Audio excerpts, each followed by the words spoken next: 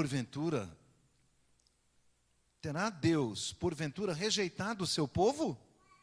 De modo nenhum. Porque eu também sou israelita, da descendência de Abraão, da tribo de Benjamim. Deus não rejeitou o seu povo, a quem de antemão conheceu. Ou não sabeis o que a Escritura refere a respeito de Elias, como insta perante Deus contra Israel, dizendo: Senhor, mataram os teus profetas, arrasaram os teus altares, e só fiquei eu, e procuram tirar minha vida. Que lhe disse, porém, a resposta divina? Reservei para mim 7.000 homens que não dobraram os joelhos diante de Baal. Assim, pois, também agora, no tempo de hoje, sobrevive um remanescente, segundo a eleição da graça. E se é pela graça, já não é pelas obras, do contrário, a graça já não é graça. Que diremos, pois? O que Israel busca, isso não conseguiu, mas a eleição o alcançou. E os mais foram endurecidos, como está escrito. Deus lhes deu espírito de entorpecimento, olhos para não ver e ouvidos para não ouvir, até ao dia de hoje. E diz Davi: torne-se-lhe a mesa em laço e armadilha, e tropeço e punição.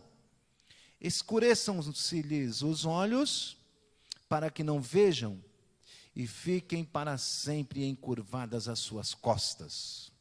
Senhor nosso Deus, nós rogamos pela tua misericórdia, que esta palavra, Senhor Deus, ao ser exposta e explicada, não caia apenas no nosso intelecto, mas que também caia no nosso coração, para que não apenas a entendamos, mas que também possamos tirar o ensinamento de perfeito acordo e em harmonia com o teu Espírito Santo, com o objetivo que tivestes ao escrevê-la, que também nos alcance ainda hoje.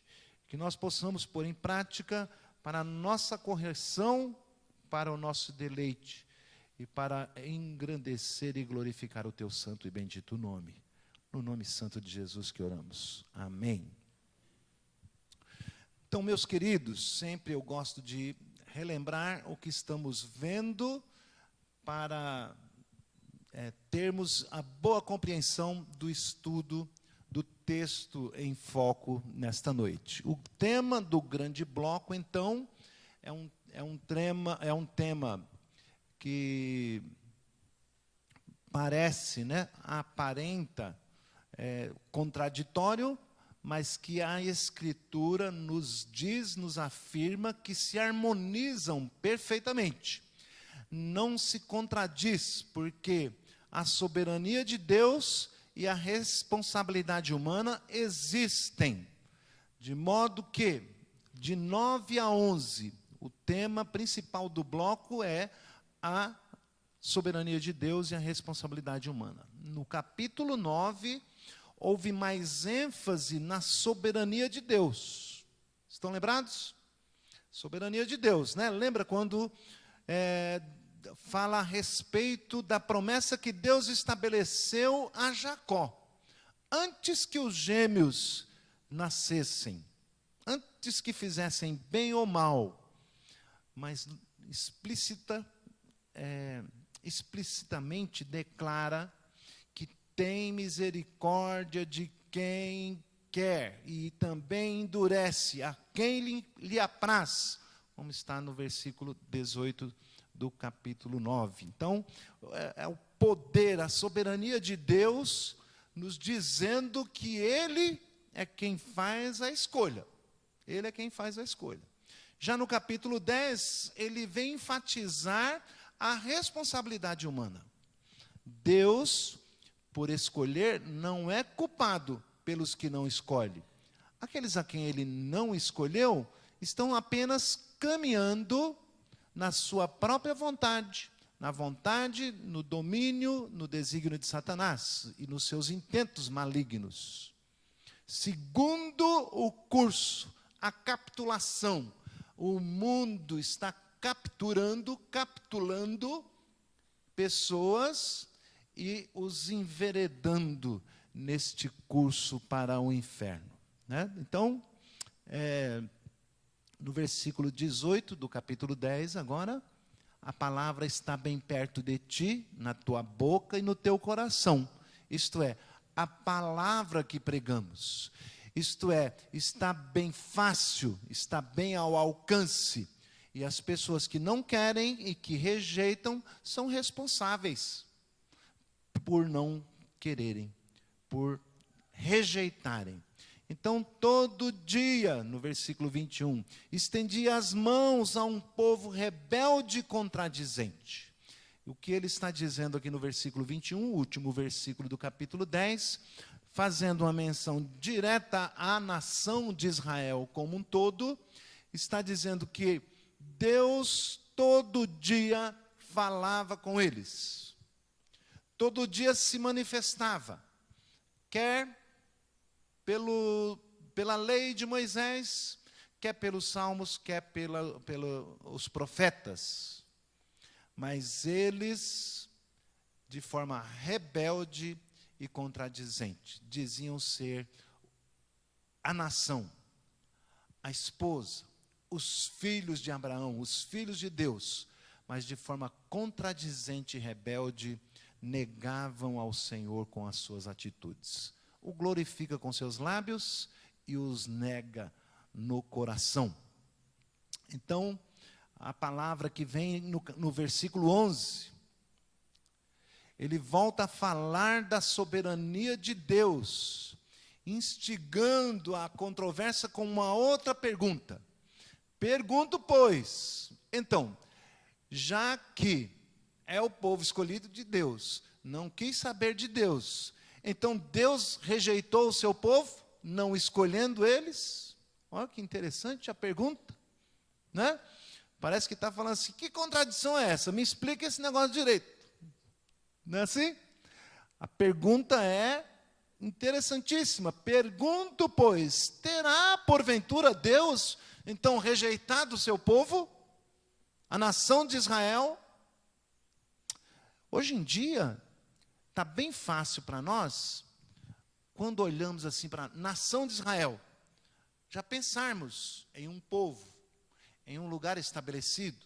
Com os dias de hoje, com esta controvérsia, com esta luta, com esta guerra do Hamas contra Israel, a gente tem bem vívido na memória, na cabeça, esta nação, este povo, este lugar, lá beirando o mar Mediterrâneo, um ponto central entre a Ásia, a Europa, a África e o Oriente Médio. Está vendo ali os 3, 4 continentes ligados por um pontinho ali, beirando o mar Mediterrâneo, lugar de extrema importância geopolítica, disputado por muitas nações. Para resumir um pouquinho a história, né? Mas esta nação de Israel, até 1945, nós não tínhamos notícia mais dela. Estava extinta, espalhada pelo mundo. Sofreu duras penas da sua rejeição a Deus. E tendo sido espalhado pelo mundo, não é de se surpreender que todo mundo odeie os judeus. Todas as nações, em todas as épocas, impérios, perseguiram com um único objetivo, de exterminar esse povo. E quando chega ao final da guerra de 1945, quando a Inglaterra e a França, vencedores da guerra, decidem, juntamente com a ONU, dar a Israel outra vez um lugar para eles se estabelecerem na terra, porquanto estavam espalhados pelo mundo. Eram guetos, vilarejos, excluídos, separados. Ainda assim, eles conseguiam crescer e enriquecer e se tornarem pessoas importantes, cientistas. Uma coisa extraordinária. É notório a mão de Deus ali com aquele povo, a nação de Israel. Mas a pergunta que está sendo feita é: esta nação é de fato a nação, o povo de Deus? É o povo escolhido? Mas se a salvação é pela fé em Jesus Cristo e eles não creram, o que aconteceu? Deus rejeitou o seu povo? Este é, então, o tema da nossa mensagem nesta noite. Deus rejeitou o seu povo? A resposta é: Deus nunca rejeita o seu povo. Este é o tema da nossa mensagem. Mediante a dúvida que surge, o apóstolo Paulo faz outra asseveração poderosíssima: Deus nunca rejeita o seu povo. E passa então a justificar e a defender biblicamente esta afirmação, esta tese que ele assevera. Então, primeira justificativa que ele vai fazer: Deus sempre reservou para si uma minoria. Uma minoria. Vejamos o que diz aí. Vamos, por enquanto, pular o versículo primeiro. Vamos trabalhar com os versículos de 2 a 4, que diz a palavra de Deus. Versículo 2 em diante: Deus não rejeitou o seu povo, a quem de antemão escolheu. Ou não sabeis que a Escritura refere-se a respeito de Elias, como insta perante Deus contra Israel, dizendo: Senhor, mataram os teus profetas, arrasaram os teus altares, e só fiquei eu, e procuram tirar minha vida. Então é uma queixa que Elias faz do povo de Israel, naquele tempo. É difícil dizer, porque em toda a história a gente encontra essa situação. Mesmo Deus tendo se revelado, se mostrado, feitos extraordinários, grandes sinais, prodígios, maravilhosos, né? Abertura do Mar Vermelho, faz chover curas, né? Grandes batalhas vencidas de forma extraordinária, pão caindo do céu, só prodígios e maravilhas, coisas portentosas. A sua presença, quando desceu, trazendo os 10 mandamentos, a terra tremeu, fumegou o monte, um horror se estabeleceu com a presença santíssima de Deus descendo a terra, extraordinariamente. Ainda assim, o povo endurecido não quis saber de Deus, corações duros, povo de dura cerviz. Dura cerviz coloca a canga para dominar, e muitas vezes tem que castigar o animal para ele andar na trilha, para ele fazer a trilha na agricultura, né? Mas parece que é um boi teimoso. Não entra no trilho, não obedece, embora também Deus tenha se revelado castigando-os, disciplinando-os, levando-os ao ponto de voltar-se para Deus, chorando: Senhor, perdoa nossas iniquidades e salva-nos. Aí o Senhor manda um líder, os salva, os guia, os conduz novamente, e eles outra vez caem. Nesse instante da história, estava Israel como que por completo longe do Senhor, quando o Senhor envia o profeta Elias a pregar mais uma vez. Mais uma vez, pacientemente, está o Senhor lá proclamando a salvação, o arrependimento, até que, neste período, uma imensa maioria, já não vou nem dizer todos, porque já tem o spoiler, né? Já a imensa maioria, era dito como que a nação toda não queria saber de Deus, a ponto que Elias vai fazer o desafio contra 400 profetas de Baal. Imaginem, 400 profetas gritando: Baal é nosso Deus. Elias, parecendo um doido, com roupa de pele de camelo, comendo mel silvestre, vivendo no deserto, esbravejando, um maluco. Só o Senhor é Deus. Servi ao Senhor. Voltem, se arrependam. Deixem os maus caminhos, deixem os seus deuses. E 400 gritando o contrário.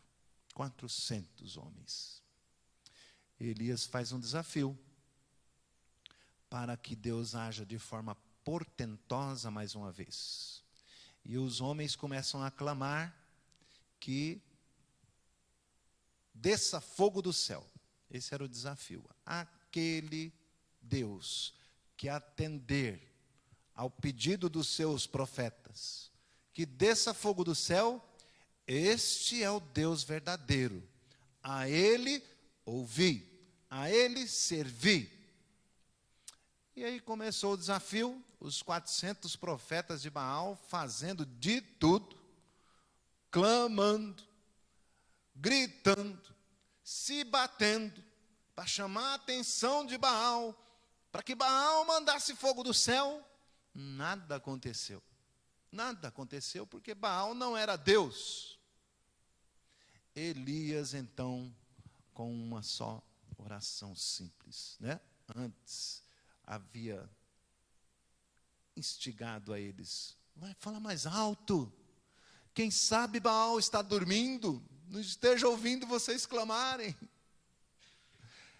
Ironicamente, porque ele sabia que dali não poderia acontecer nada, até que ele faz a oração simples: Senhor, Deus de Israel, para que saiba que só o Senhor é Deus, faça com que desça fogo do céu. Mas antes, molhem o altar, derramem muita água. Vamos agir de tal forma que ninguém suspeite que eu fiz uma faísca aqui por trás. Trouxe um isqueirinho do futuro e fiz uma faísca aqui que gerasse fogo. Molhem as lenhas. E com a simples oração, o Senhor faz descer fogo do céu, ateando fogo no altar, mostrando a eles que só o Senhor é Deus. Imediatamente, a mulher de Acabe, o rei de Israel de então, passa a persegui-lo para a morte. E, engraçado, Elias, corajoso, contundente, enfrentou 400 profetas e mais o exército do rei ali, e a multidão, né? Foge com medo da louca Jezabel. Essa mulher não tem juízo, é insana, ela vai me matar. E aí, foge para uma caverna. Chega a ficar deprimido lá. E começa a orar. O Senhor vem até ele. O que você está fazendo aqui, Elias?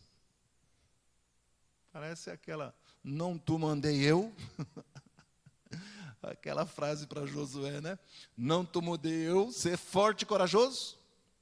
Mas ele fugindo de Jezabel, o Senhor se apresenta a ele. E ele diz: Senhor, o teu povo não quer saber de ti. Israel enlouqueceu. Mataram todos os teus profetas. Acabaram com os teus altares e agora querem me matar também. Mas a resposta de Deus, permita-me parafrasear, eu penso de um modo até carinhoso, Deus tenha dito para ele: ô Elias, você não está se achando muito não? Você está se achando, você está pensando que só ficou você? É o argumento que Paulo está usando. Quando Elias incita Deus contra Israel, olha o que essa nação está fazendo. Eles estão perseguindo o único profeta teu que sobrou. Quando eles me matarem, o que vai ser dessa obra? Estava se achando mesmo, né? Deus então dá uma revelação para ele, dizendo que preservou para si 7.000 homens que não se dobraram a Baal. 7.000 joelhos que não se dobraram. Não pense que você é o único. Eu tenho promessas, eu tenho compromisso, eu tenho um plano desde a eternidade de conservar uma minoria, um remanescente. A gente pode projetar a mesma situação de Israel para o mundo. Deus não fez o mundo para empurrá-lo para o inferno. Deus os fez perfeitos, santos e irrepreensíveis, santos sem pecado algum. Mas o homem é que cometeu astúcia e se afastou de Deus. Mas os seus planos não são frustrados. E em cada geração, em cada tempo, e mesmo hoje, depois da expansão do evangelho em cada nação, o Senhor preservou para si um povo exclusivamente seu. Mas no que diz respeito a Israel, o que ele está dizendo é: esta nação rebelde e contradizente tem uma nação de eleitos dentro da nação de Israel. Tem um projeto com esse povo que eu fiz promessas a Abraão? Tem. Mas nem todos quiseram e rejeitaram e não quiseram saber de mim. Mas eu não os entreguei totalmente. Há uma minoria, há um povo escolhido dentro desse povo. Ele sempre reservou para si uma minoria que não se dobra a Baal, aos seus intentos malignos. A segunda justificativa que que Paulo apresenta é que Deus nos dá testemunhas vivas. Aí eu quero voltar agora ao versículo 1, que ele vai falar de si, e no versículo 5. No versículo 1, o apóstolo Paulo, respondendo a pergunta, ele vai dizer: pergunto, pois, terá Deus porventura rejeitado o seu povo? Ele diz: de modo nenhum, porque eu também sou israelita, da descendência de Abraão, da tribo de Benjamim. Depois no versículo 5, assim, pois, também agora, no tempo de hoje, sobrevive um remanescente segundo a eleição da graça. Então, o que o apóstolo Paulo está fazendo? Também sou israelita, eu sou judeu, mas sendo eu judeu, se ele houvesse rejeitado, não teria me buscado. Sendo eu judeu, fui alcançado por ele.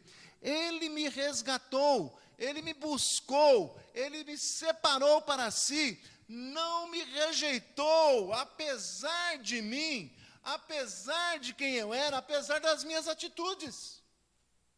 Esse argumento é de alguém que se conhece. Ele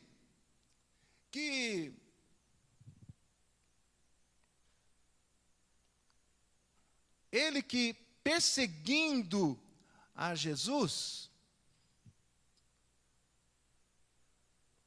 pensando que servia a Deus, perseguia a igreja do Senhor Jesus Cristo.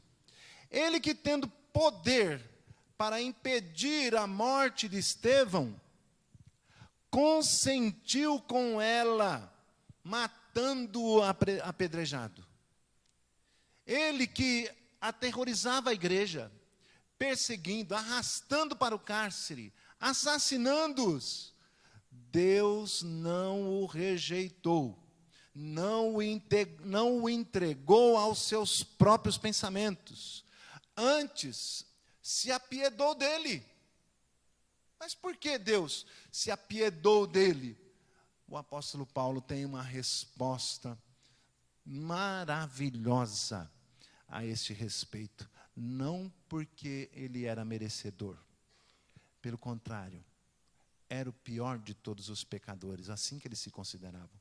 Mas para que se evidenciasse a sua muita misericórdia, Deus os separou para si. Para que ele cumprisse o seu querer. reservando para si, dentre muitos, uma minoria, testemunhas vivas, de que ele não rejeita o seu povo em tempo algum. Não somente ele, mas também tantos outros, como está no versículo 5. Assim também agora, no tempo de hoje, Paulo está dizendo ali nos seus dias, sobrevive um remanescente, um povo escolhido dentro do povo. Lembrem-se de João Batista, lembrem-se da profetisa Ana, o velho Simeão, quando viu o menino e creu que se cumpriu as promessas, eram judeus. Lembrem-se dos apóstolos, dos 70 enviados, dos 500 que testemunharam a ressurreição. Lembrem-se dos milhares de judeus no dia de Pentecostes, dos 3.000 convertidos com a pregação de Pedro. Depois o número sobe a 5.000 em outra pregação. Depois de ouvirem a mensagem, espalharam-na por todo o mundo, formando uma igreja, onde quer que retornassem para os seus lares, espalhados pelo mundo. Os primeiros missionários, Paulo, Silas, Barnabé, João Marcos, sendo enviados aos gentios, faziam questão, tinham por obrigação passar primeiro nas sinagogas judias, para pregar ali o evangelho. Não há rejeição da parte do Senhor. Quantos creram, quantos se converteram, quantos se renderam ao evangelho da salvação? Deus não rejeitou o seu povo, tão somente preservou uma minoria, dentre eles um remanescente, porque ele não rejeita o seu povo, ele tem compromisso com a sua própria palavra, né? Falando especificamente sobre a nação de Israel. A terceira justificativa que ele dá é a eleição da sua graça que nos alcançou. A eleição da sua graça. A terceira justificativa de que Deus não rejeita o seu povo. Eles é que rejeitaram o método de Deus. Eles rejeitaram que a justificação seria pela fé, pela graça bendita, que a eleição de Deus os alcançou, mas sobrevive então um remanescente, uma minoria, segundo a eleição da graça. Paulo chega a ser redundante. Se é pela graça, já não é pelas obras. Do contrário, a graça não é graça. Parece que está em torno do mesmo assunto, da mesma coisa, né? A graça é a graça. Como é que não entenderam isso o tempo todo? Como é que quiseram ser salvos pelas suas obras, pelo cumprimento da lei, desde o início, desde Abraão, e a ele em outros textos que já vimos, demonstrou isso abundantemente, de que os judeus não tiveram entendimento, antes endurecidos, deixaram de compreender o que a lei estava apontando e demonstrando ser necessário, ser fundamental, que seriam justificados tão somente pela graça de Deus por meio da fé. Então, Paulo, tratando essa pergunta com certa redundância, deixa bem claro que a maioria deles não conseguiu, mas a minoria conseguiu, porque fora eleita pela graça de Deus. Houve uma minoria, mas não porque eles eram bonzinhos, mas a graça de Deus os alcançou em todas as gerações, em todo o tempo, até o presente momento que ele está escrevendo, ele diz isso. E isto é óbvio que se acrescenta aos gentios e também nos alcança. É pela graça, não pode ser por obras, senão não é graça. Diante disso, temos 3 conclusões. O apóstolo Paulo apresenta aqui 3 conclusões, ainda não é a nossa conclusão final, é o apóstolo Paulo que está dizendo: Que diremos, pois? Ele vai dizer, diremos 3 coisas. Que Israel busca, o que Israel busca, isso não conseguiu. E o que eles buscavam fazer? Justificar-se por meio das suas obras, por meio do cumprimento da lei santíssima. Impossível que pudessem alcançar tal feito. Quem poderia fazê-lo? Ninguém. Nunca. Ninguém jamais pôde nem poderá cumprir a lei na íntegra, ser salvo pelo seu próprio esforço, pelas suas próprias obras. Todos, e aliás, demasiadamente pecaram e estão destituídos e separados de Deus. Nem os judeus, nem os gentios, nenhuma nação poderá ser justificada por obras. Por quê?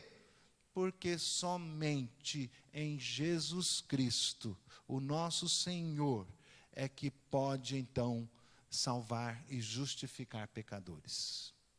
É pela fé em Jesus Cristo, é pela fé no Messias.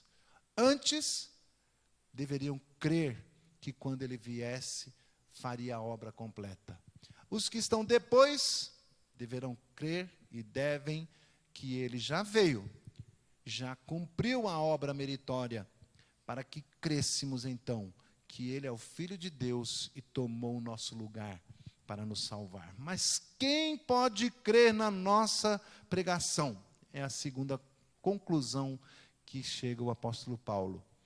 A eleição os alcançou. Ninguém poderia crer, nem ninguém há de crer. Por quê?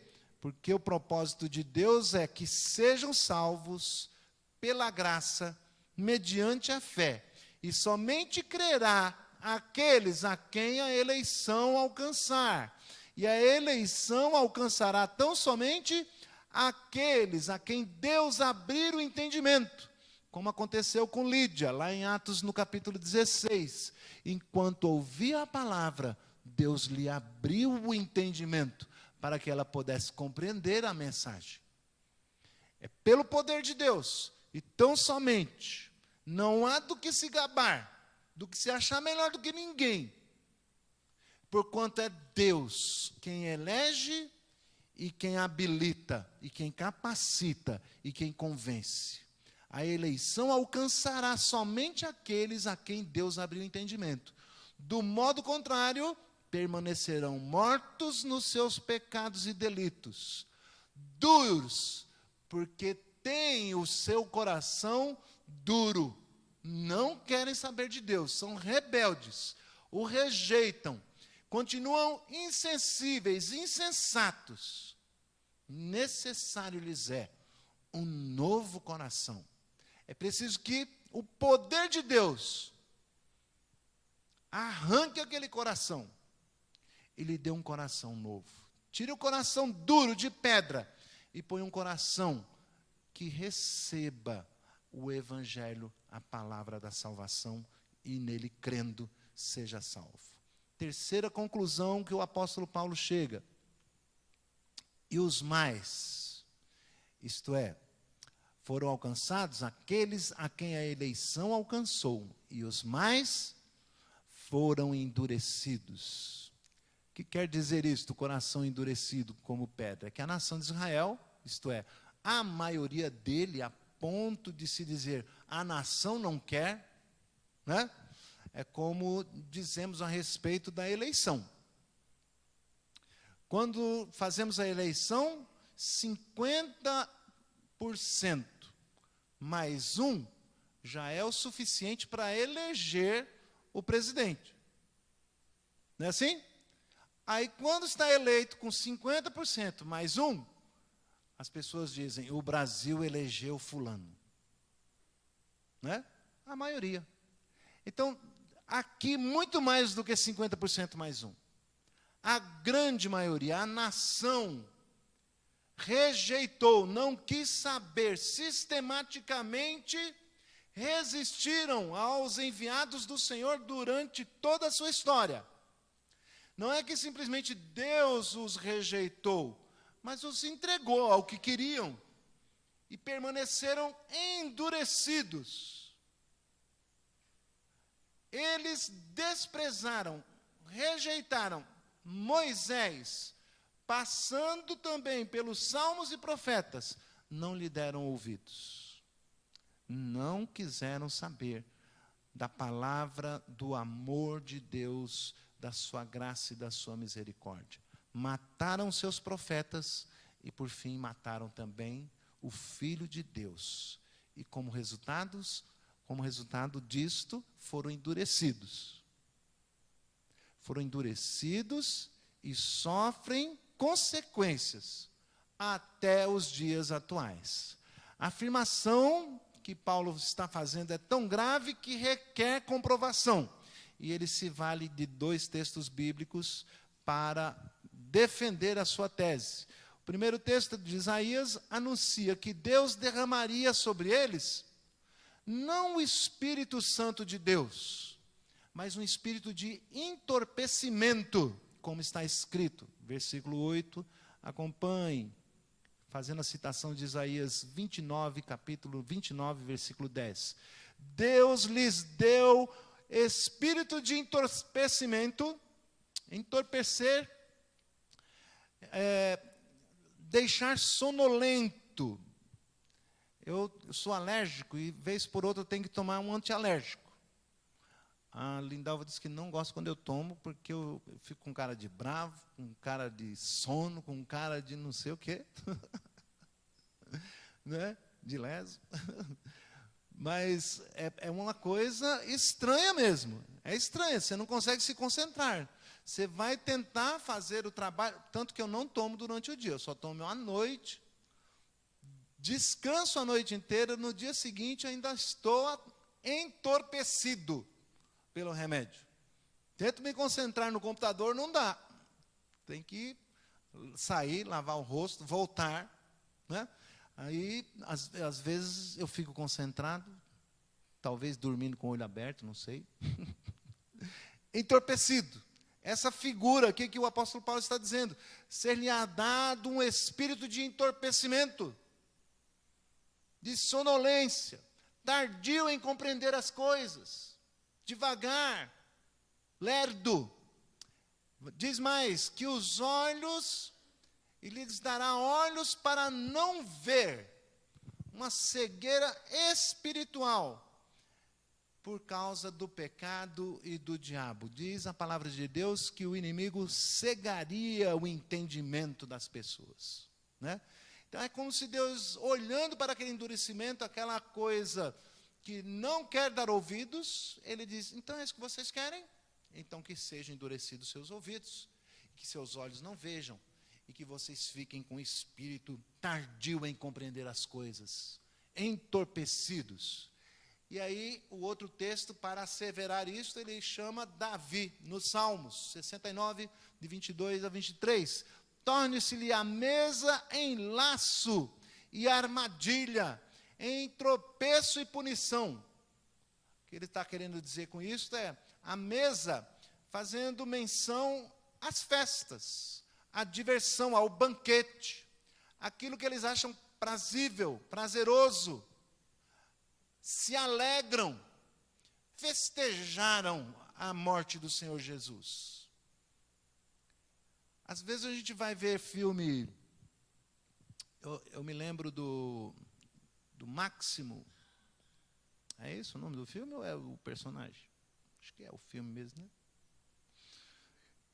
E a gente vê aquele povo, aquela multidão se divertindo com o massacre de pessoas no arena. As pessoas sendo mortas, judiadas. O termo não está politicamente correto, mas, né, sendo ali fustigadas, com gladiadores, com feras, e o povo aplaudindo, indo ao delírio quando chegava o momento de executá-los. Mas para que a honra, o privilégio da execução fosse do imperador, do César, então era preciso que se parasse tudo, olhasse para ele, e ele dava o comando de execução. Assim o povo ia ao delírio, amando o seu governador por judiar das pessoas. Então, a previsão que o Salmo está fazendo é que a mesa deles, os motivos da alegria, a festa, a loucura deles, esse entorpecimento, se torne para eles em laço de armadilha, em tropeço. O motivo de festa torna-se uma armadilha para eles. E aí, no versículo 10, ele confirma o que diz o profeta Isaías: escurecendo-se-lhes os olhos, para que não vejam, e fiquem para sempre encurvadas suas costas. É menção àquela dura cerviz. Tome a chibata e eles não entendem, né?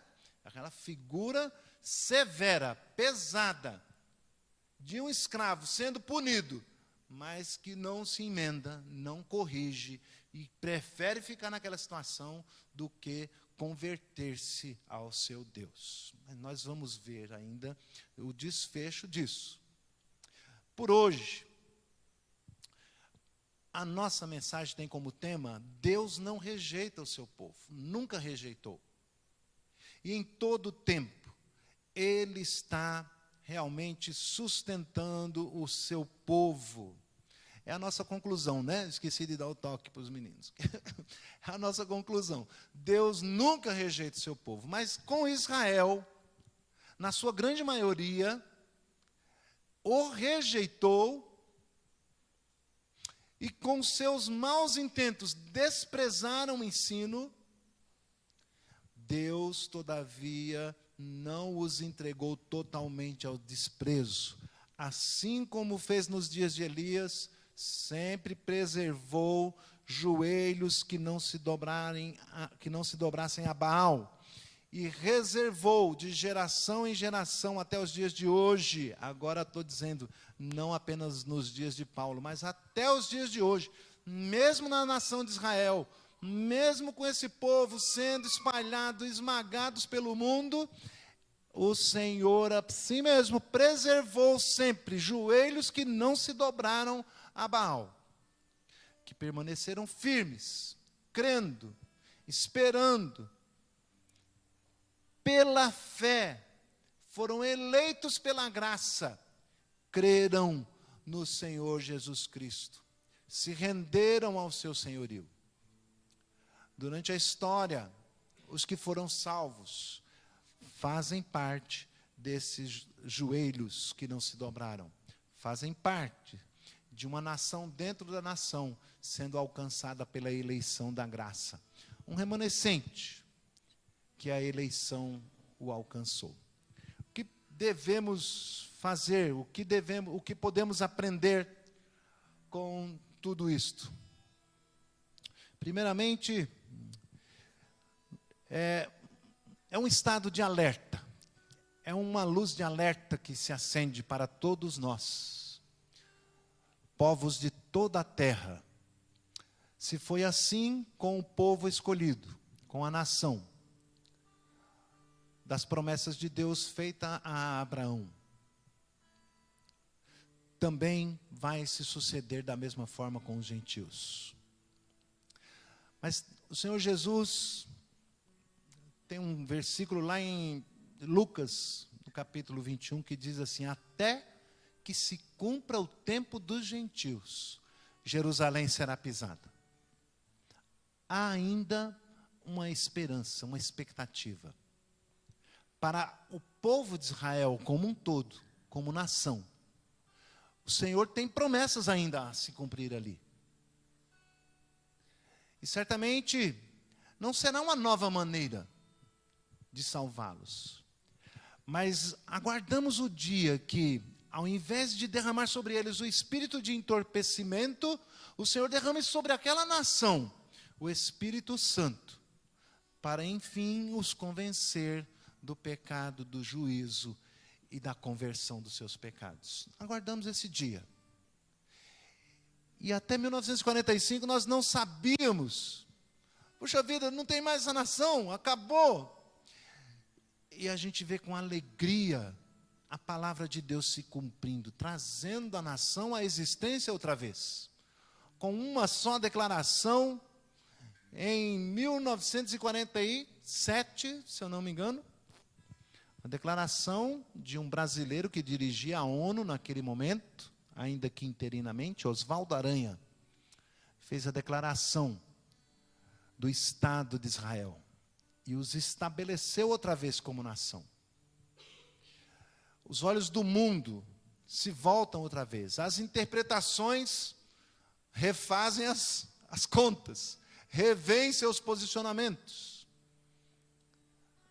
Eu creio que o Senhor vai operar algo especial ainda naquela nação, como já tem feito.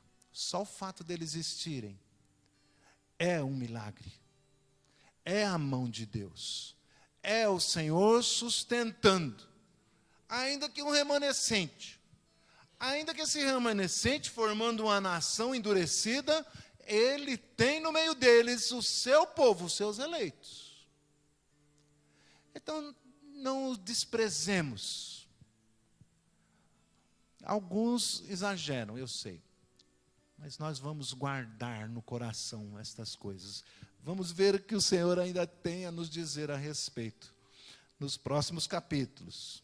Não é série, não. É a palavra de Deus, né? Muito bem. Todos a uma o rejeitaram. Todos os povos.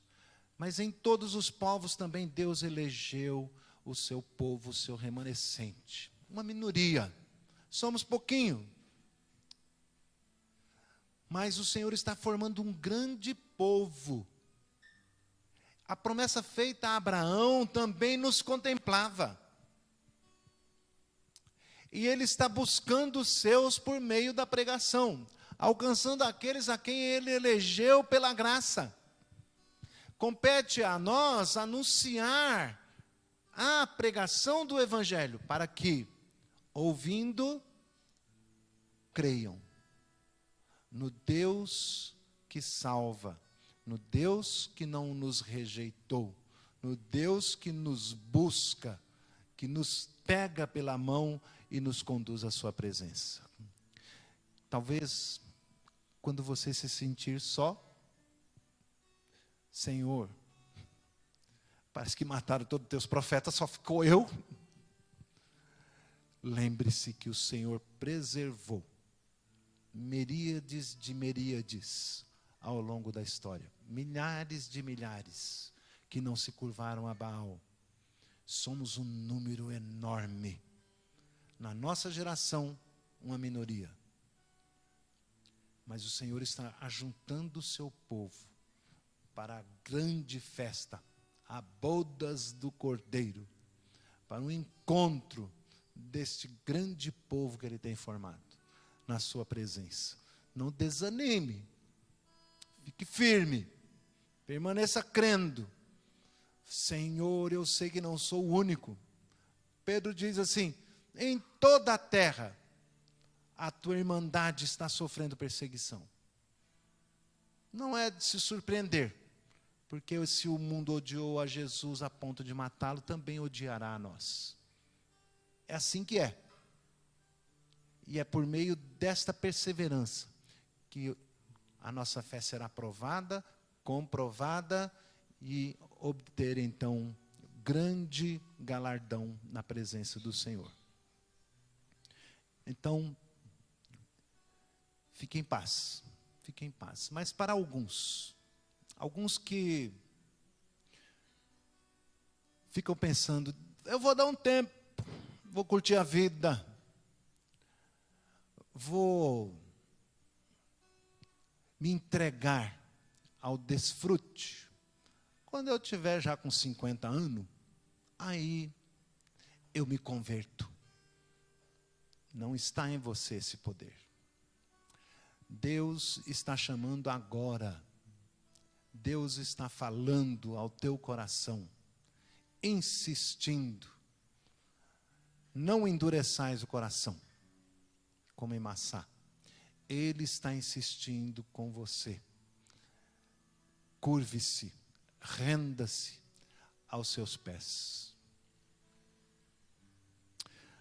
Ainda que formos rejeitados pelo mundo, Deus não rejeita o seu povo. Bendito seja o Senhor Jesus. Vamos consagrar ao Senhor nossa vida. Temos alguns instantes de oração silenciosa. Faça a sua oração sincera, pessoal, na presença de Deus. Atente para o que a palavra de Deus falou conosco nessa noite. Apresente diante dele os teus anseios. Rogue pelos seus. Rogue pela tua família. Para que Deus tire o espírito de entorpecimento e derrame o Espírito Santo para a conversão, para a salvação dos teus queridos. É momento de você consagrar ao Senhor a tua vida, a tua família e os teus amados.